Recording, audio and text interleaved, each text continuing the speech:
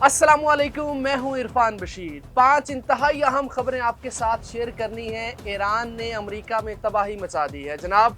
228 अमेरिकी फौजी अड्डे तबाह बर्बाद कर दिए हैं, नीस्तो नाबूद कर दिए हैं। ये मैं नहीं कह रहा, ये वॉशिंगटन पोस्ट की आज की हेडलाइन है। दूसरी खबर, अमेरिकी फौजी जब खाना खा रहे थे तो अचानक क्या हुआ, बहुत इंटरेस्टिंग वाकया है, वो भी आपके साथ शेयर करेंगे। और अमेरिकी एक कमांडर के गायब होने की खबरें हैं, उसमें कितनी सदाकत है वो भी आपको इस व्लॉग में बताएंगे। और इसके साथ कौन से ममालिक का इत्तेहाद होने जा रहा है और तेल क्या वाकई $250 फी बैरल पे जाने वाला है? क्या दुनिया एक बहुत बड़ा रिसेशन देखने वाली है पेट्रोल का? क्या दुनिया बहुत ज्यादा महंगा पेट्रोल खरीदने वाली है? चूंकि ये जंग अभी बाकी है, जंग अभी जारी है।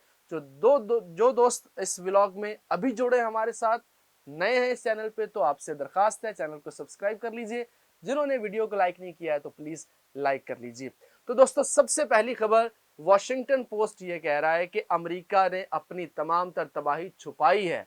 अमेरिका की जो तबाही दिखाई जा रही है मीडिया पे, इससे कहीं कहीं कहीं ज्यादा तबाही है अमेरिका की। ये वॉशिंगटन पोस्ट कह रहा है, आज उनकी सबसे बड़ी खबर है। और दूसरी बात, जो 228 अमेरिकी फौजी अड्डे हैं ना सर, ये वॉशिंगटन पोस्ट ये कह रहा है। अब आप बताएं कि जो ट्रंप कहता था हमारा तो नुकसान ही नहीं हुआ, हमारे तो चंद एक फौजी मारे गए, लेकिन ये भी खबर है कि वो अमेरिकी फौजी जो मारे गए, जिनको मीडिया पे नहीं लाया गया, उनको कहीं दूर दराज इलाकों में भेज दिया गया, ना उनकी फैमिलीज को मिलने दिया गया और उनको दफना दिया गया। कई तो मिडल ईस्ट की जमीन के अंदर इस वक्त सुकून की नींद सो रहे हैं।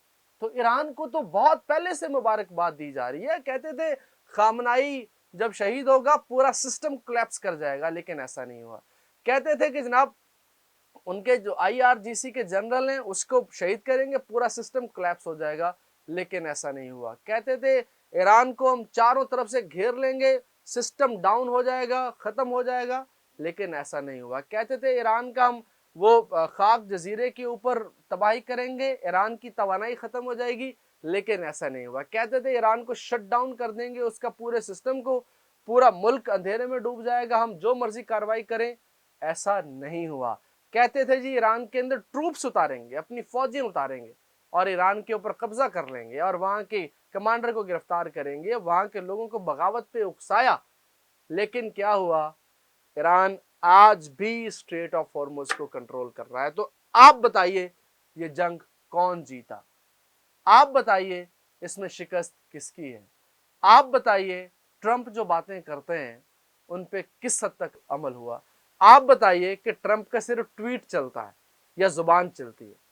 ट्रंप की वैसे और कोई चीज नहीं चलती है सर। वो बेशक सुपर पावर के सदर हैं, लेकिन ऑन ग्राउंड जो रियलिटी है वो आपके सामने है। अब आते हैं उस मामले के ऊपर कि जब अमेरिकी फौजी खाना खा रहे थे, दोस्तों हुआ कुछ यूं कि डाइनिंग हॉल के अंदर सारे अमेरिकी फौजी मौजूद थे और अचानक से उनको कोई आवाज सुनाई देती है। जैसे ही वो आवाज सुनाई दी ना, तो लोग वहां से निकलना शुरू हो गए और वहां का कमांडर जो है वो बजाय अपने लोगों को हौसला देने के, बजाय अमेरिकी फौजियों को बताने के कि आप बैठे रहें, कोई ऐसी बात नहीं है, हम सेफ हैं, वो सबसे पहले वहां से रफू चक्कर हुआ और किसी सुरंग में और किसी जगह जाके वो खुद छुप गया। तो ये हाल है। और बाद में पता चला कि वो कोई हिफाजती मामूल की परवाज थी, जिसकी आवाज से डर के उनको लगा कि ईरान ने यहाँ पे हमला कर दिया है। जंगें ऐसे नहीं जीती जाती हैं। आप देखिए, अगर ये जंग जीत भी जाएं तो ये हौसले हैं इनके अपनी जो जीत है उसका दावा करने के। पूरी दुनिया ये मानती है कि ट्रंप ये जंग हार चुके हैं, और न सिर्फ हार चुके हैं, बहुत बुरी तरह हार चुके हैं। और साथ आपको पता है टर्की है, ईरान का बॉर्डर मिलता है, टर्की के पास आ गया है आईसीबीएम, ठीक है, इंटरकॉन्टिनेंटल बैलिस्टिक मिसाइल, आईसीबीएम। अब आगे देखिए, इसराइल के लिए तो खतरे की घंटी है। और फिर चीन में दौरा करने वाले हैं, ईरान में दौरा करने वाले हैं चीनी सदर, और वो जो दौरा होगा, चश्मे फलक क्या मनाजिर देखेगा। और यही वजह है कि ईरान के ऊपर इसराइल ने कितने दिन हो गए मिसाइल गिराया होगा ईरान पे, नहीं गिराया, हिम्मत नहीं पड़ रही, क्योंकि बुरी तरह पिट गए।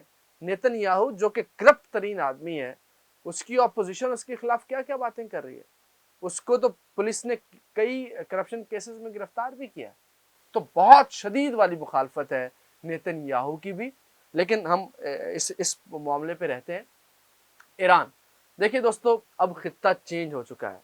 इस जंग में जो किरदार चीन ने अदा किया है उससे मुदब्बिराना किरदार अदा नहीं किया जा सकता है। चीन को बहुत प्रवोक किया गया, बहुत पुश किया गया कि जनाब आप हमला करें, आप इस जंग में शामिल हो जाएं। देखिए वेनेजुएला पे हमला किया अमेरिका ने, क्यों? क्योंकि चीन वहां से तेल ले रहा था। ईरान के ऊपर हमला किया, क्यों? क्योंकि ईरान तेल दे रहा था चीन को। ये वजह है कि चीन की तवानाई सेक्टर को टारगेट किया जाए, लेकिन चीन ने कोई जज्बाती फैसला नहीं किया। चीन हमेशा ये कहता रहा कि हमारी जंग बंदूकों से नहीं, हमारी मुआशी जंग है। हम मुआशरती तौर पे और हम जो ट्रेड है इसमें हम आगे हैं। लेकिन खैर हम आगे बढ़ते हैं। देखिए चीनी सदर का दौरा बहुत इंपॉर्टेंट कहा, बहुत इंपॉर्टेंट होने वाला है। और ये बताया जा रहा है कि मई के अंदर ही ये दौरा होने वाला है और उस दौरे का किसी को नहीं बताया जाएगा। वो दौरा इंतहाई खुफिया होगा। वो दौरा ये भी बताया जा रहा है बाय रोड भी हो सकता है, क्योंकि चीन की सरहद भी मिलती है ईरान के साथ। वो दौरा ऐसी टेक्नोलॉजी के साथ हो सकता है कि जो कहीं किसी को नज़र ही ना आए और अचानक से जनाब वो चीनी सदर वहाँ पे नमूदार हों। तो ये इस वक्त की सूरत हाल है। 228 अमरीकी फ़ौजी जो अड्डे हैं वो तबाह कर दिए। वाशिंगटन पोस्ट ये कह रहा है, आप फॉक्स न्यूज़ देख लें। हर अमरीकी तजियाकार ट्रंप के ऊपर तनकीद करता नज़र आएगा। हर अमरीकी जो वहाँ का सियासतदान है वो ट्रंप की पॉलिसी पर तनकीद करता नज़र आएगा। आप कैमला हैरिस को देख लें, आप ओबामा को देख लें, आप हिलरी क्लिंटन को देख लें, सभी ट्रंप के खिलाफ आपको तनकीद करते नजर आएंगे, क्योंकि इस तरह की जंग कभी अमेरिका ने लड़ी नहीं है। अमेरिका ने हमेशा अपने ट्रूप्स भेजे हैं। ट्रूप्स भेजता था, किसी हद तक कामयाबी होती थी, लेकिन वो जंग लंबी रहती थी। देखिए जंग शुरू तो इंसान अपनी मर्जी से करता है, लेकिन उसको ख़त्म अपनी मर्जी से नहीं कर सकते। तो पूरी दुनिया मुतासर हुई है, बहुत से लोग शहीद हुए, हमारी दुआएं उनके साथ हैं। दुआ यही है कि दुनिया में अमन हो, दुनिया में अमन व अमान की बहाली हो, स्टेट ऑफ हॉर्मुज़ खुले, दुनिया के अंदर पेट्रोल की फराहमी हो और पूरी दुनिया उसी तरह रवां दवां रहे, चलती रहे, और उससे पाकिस्तान में भी पेट्रोल की कीमतें बहुत कम होंगी। तो इंशाल्लाह मुलाकात होगी अगली वीडियो में। अपना बहुत सा ख्याल रखिए। वीडियो को लाइक लाजमी कीजिएगा। चैनल को सब्सक्राइब नहीं किया है तो लाजमी सब्सक्राइब कर लीजिए, क्योंकि यहाँ पे आपको मिडल ईस्ट की लम्हा ब लम्हा बदलती सूरत हाल रोज़ आपको मिलने वाली है इंशाल्लाह। अपना बहुत सा ख्याल रखिए। मुझे इजाज़त दीजिए। अल्लाह निगहबान।